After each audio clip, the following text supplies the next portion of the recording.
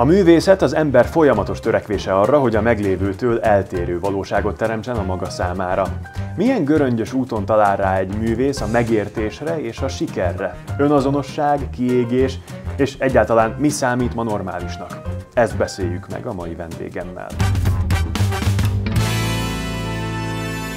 Hát Adri, eltelt egy jó pár év, amióta mi nem láttuk egymást, nem találkoztunk. Iskolatársak voltunk a Kassai Gimnáziumban, és téged már akkor is nagyon érdekelt a divatvilága, mindig is művészlélek voltál, rajzoltál, festettél, igazi életművész voltál, de én azt javaslom, hogy kicsit ugorjunk vissza ennek a történetnek a legelejére.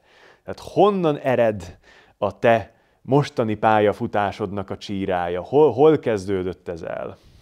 Hát, hogy válaszoljak a kérdésedre, ez az egész elkezdődött szerintem már lehet, hogy mielőtt megszülettem. De biztos, hogy hamarabb tudtam rajzolni, mint beszélni. Engem a szüleim nagyon-nagyon hamar vittek óvodába, már 2,5 éves korom óta jártam óvodába, egészen majdnem 7 éves koromig. És mindig a legelső voltam, és a legutolsó, és imádtam óvodába járni. Állandóan az volt a vita, hogy 3 nagy táskám van, a lila harisnyámat akarom felvenni -20 fokban is, és szoknyába akarok menni.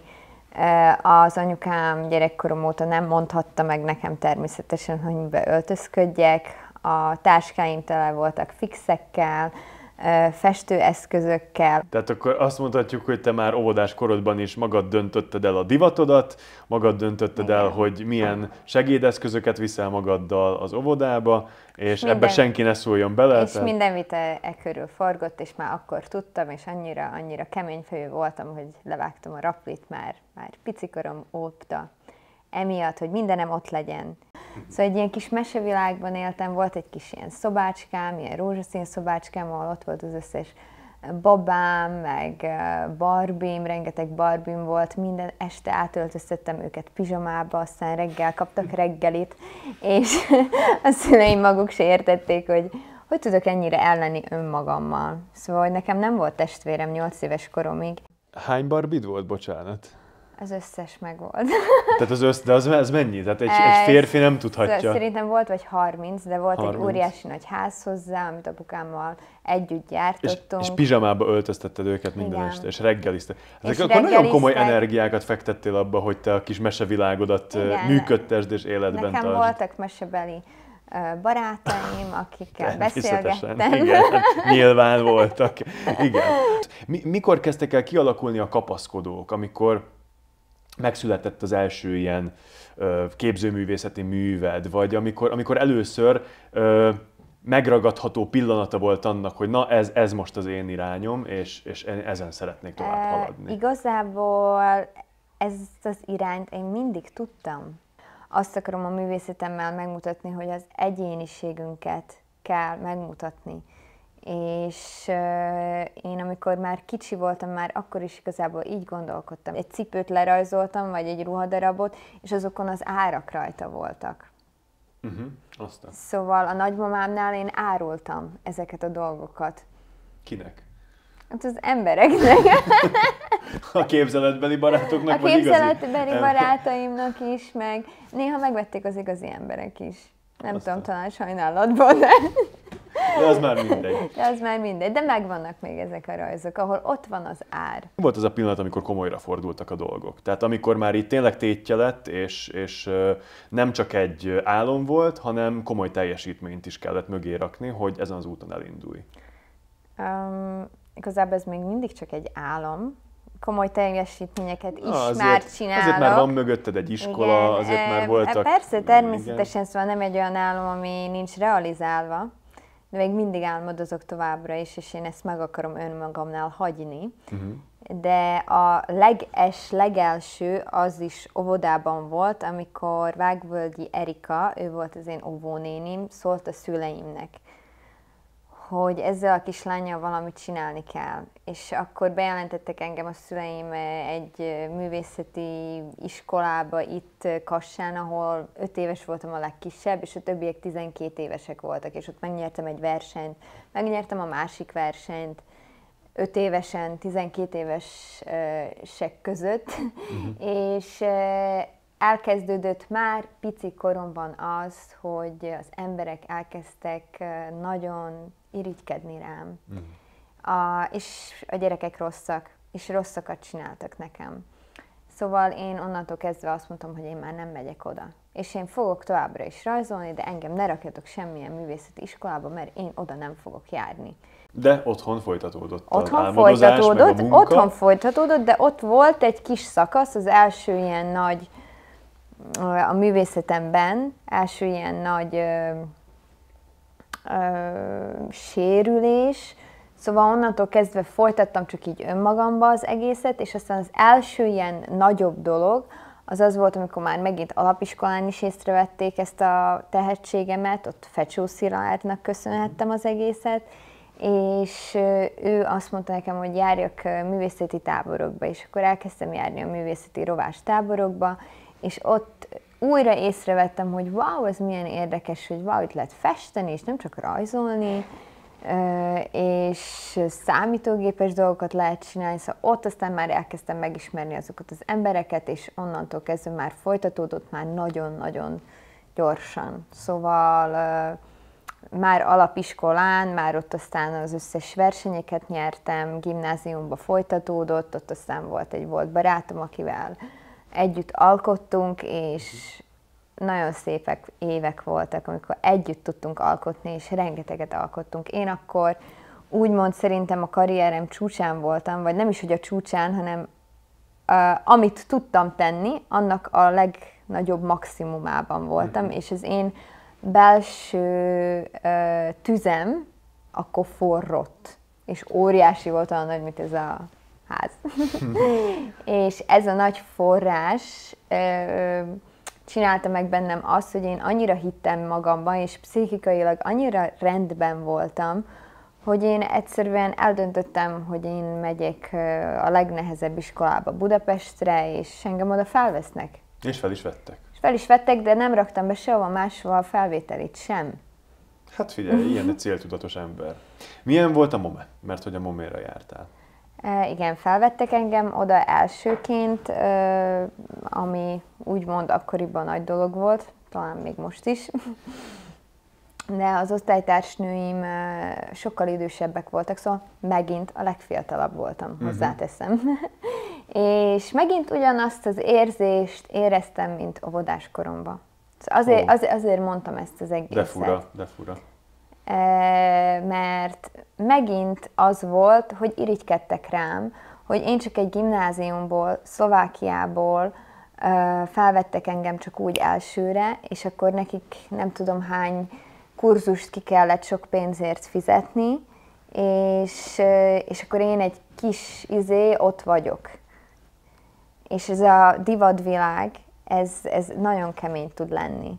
És akkor éreztették velem nagyon-nagyon keményen. Nem akartak velem barátkozni, és én nekem ott az egész önbizalmam, ahogy itt így Kassán minden szuper volt, és a rózsaszín kis világomban éltem, ahol a maximumon voltam, én ott így lementem, de olyan mélyre, hogy nagyon mélyre. Azt látom rajtad, meg beszélgettünk is erről, hogy te mindig küzdesz az átlagosság ellen, és hogy nagyon szívügyed az önazonosság, az önbizalom, és igazából úgy érzem, hogy az társadalmon belül igazságosság is.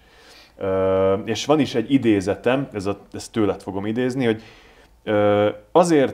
mindig is azért küzdöttem, hogy elfogadjanak, de ma már elfogadom, hogy van, aki nem fogad el. Rengeteg pszichikai problémám volt emiatt, egészen 30 éves koromig, amikor rájöttem. Az nem volt rég.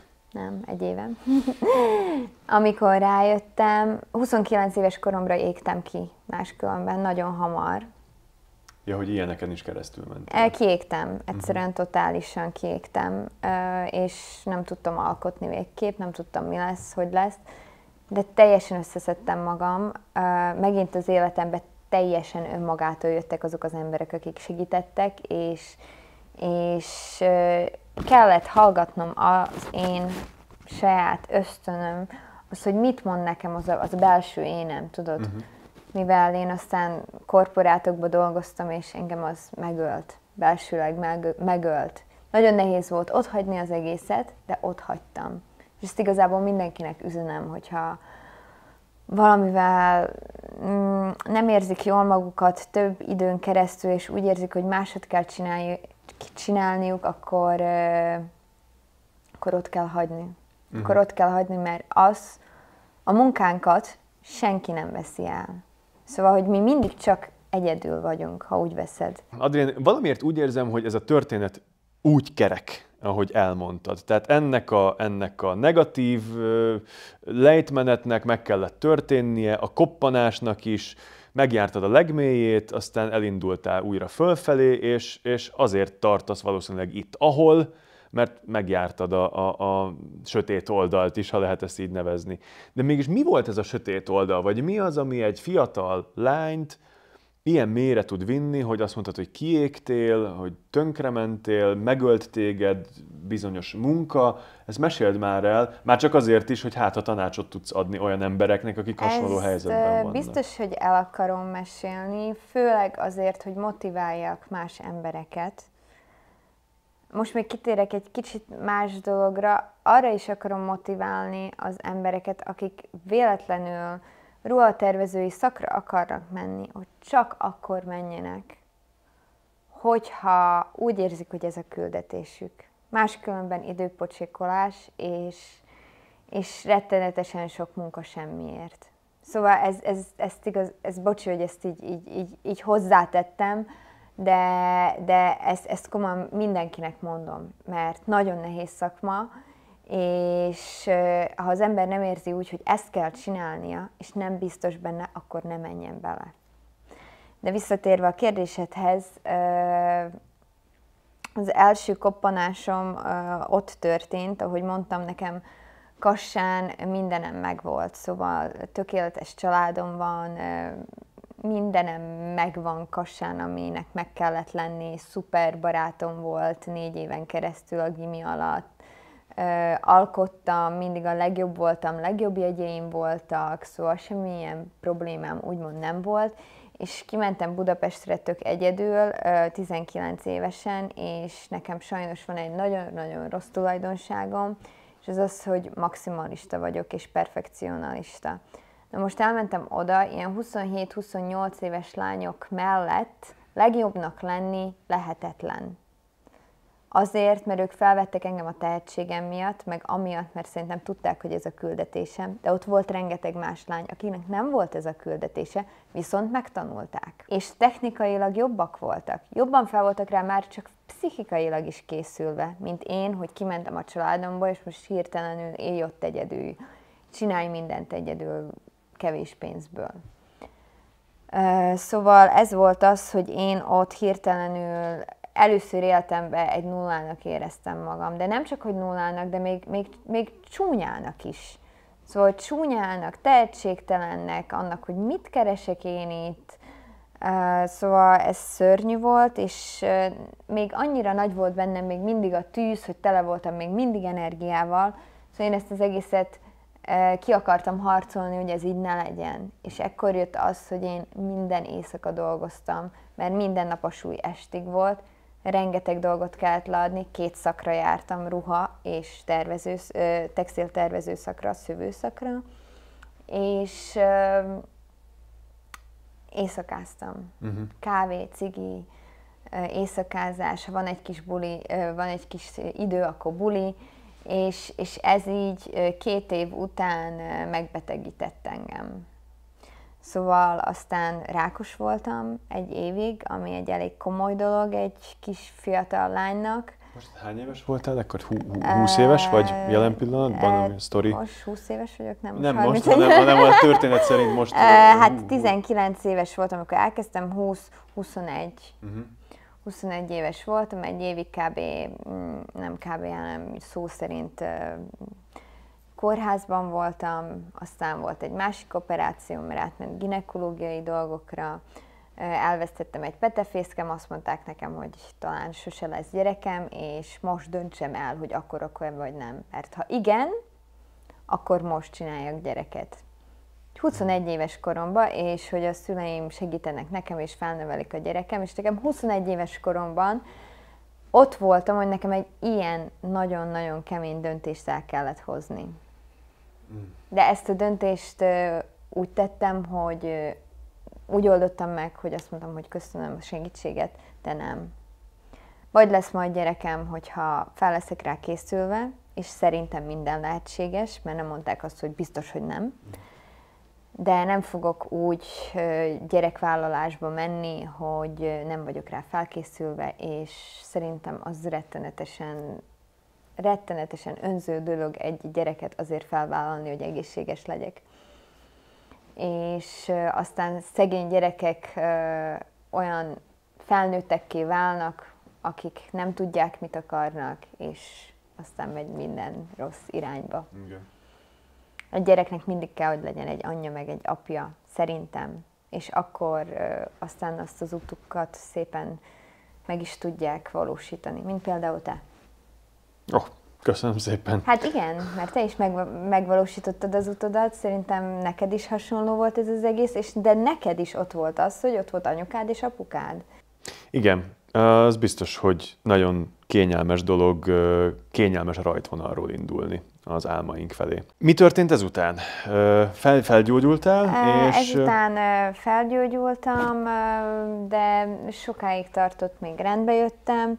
Aztán lediplomáztam, és aztán a volt barátommal elmentünk Spanyolországba. Ott egy nagyon jó ruhatervezőnél dolgoztam, és akkor életemben először mondtam azt, hogy na most én elkezdek az életemről csinálni egy ilyen boldogság képeket a fejembe, amiket soha életemben nem akarok elfelejteni.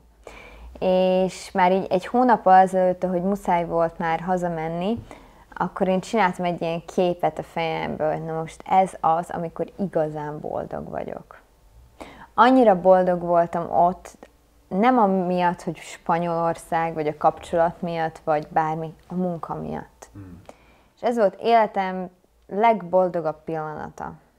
Nem, talán a legboldogabb volt, amikor a momira felvettek, de ez volt a második legboldogabb pillanat az életemben, amikor ott álltam, néztem a műtermet kívülről, és azt mondtam, hogy na most ez az, amit tudom, hogy muszáj csinálnom, és megértem a szüleimnek is, hogy mindig ezt mondjátok nekem vissza. Hogyha ott leszek, hogy azt fogom mondani, hogy nem akarok csinálni semmit, nem akarok felállni az ágyból, nem akarok tovább harcolni, ezt mindig mondjátok nekem. Nem tudom egyébként, hogy lehet-e hencegés nélkül, vagy hencegés szag nélkül kijelenteni olyat, hogy valóban én is azt mondhatom magamról, hogy nagyon-nagyon jó projekteken dolgozom, nagyon szép eredményeket érek el, de nem is ez a lényeg, hanem az, hogy mintha nem lenne bennem meg a képesség, hogy megálljak, és sóhajtsak egyet, és élvezzem a pillanatot. Hát, hogy basszus, ezt akartam. És tessék, igen, itt van. De ne stresszelj be. Igen. Nagyon nehéz. De szerintem nagyon fontos ezeket az ilyen kis, ezt neked is ajánlom, hogy csinálj ilyen kis képeket.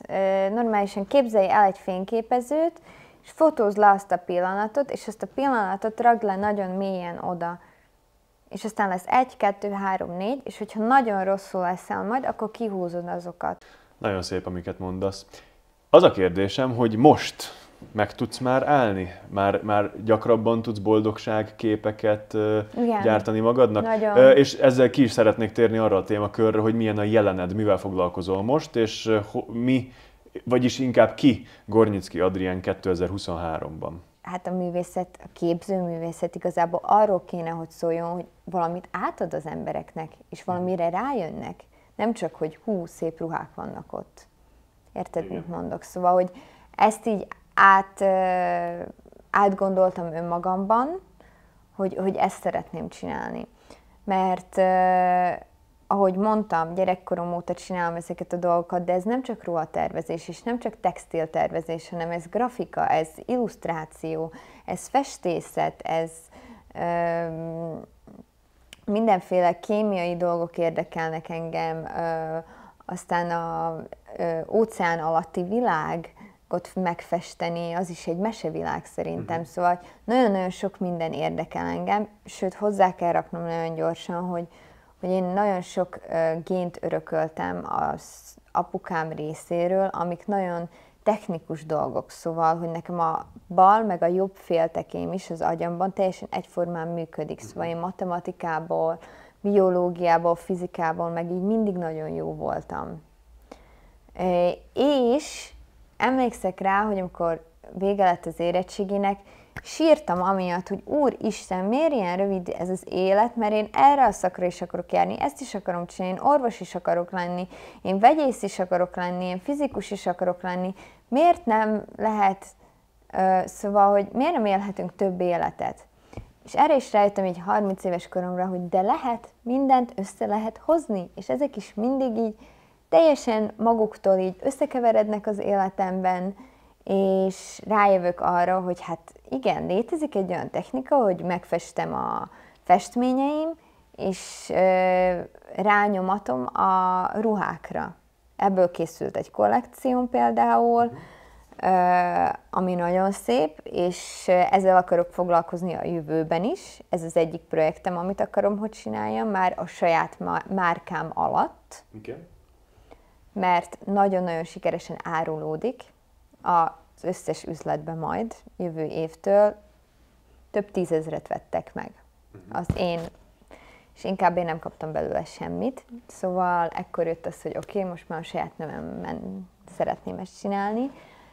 Aztán rájöttem arra, hogy de ezt a szövést is bele tudom az egészbe rakni, és akkor tudok csinálni ilyen képzőművészeti alkotású dolgokat is. Szóval én elkezdtem ilyen merinót, sejmet, kasmírt használni, szóval nagyon-nagyon-nagyon ilyen kötűr dolgot, és kitaláltam egy olyan fajta dolgot, hogy a gobelint csinálok, de mint már ruhában, szóval szabás minta szerint. Újra feldolgozása magának a gobelinnek, meg a szövő technikának, és újból visszajöttem oda, hogy a textil tervezés ruhatervezéssel együtt, a festészet ruhatervezéssel együtt, a szobrászat ruhatervezéssel együtt, mert most csináltam egy tündérvilág kollekciót, amit Prágában láthatunk egy kiállításon, az a neve, hogy Tündérvilág.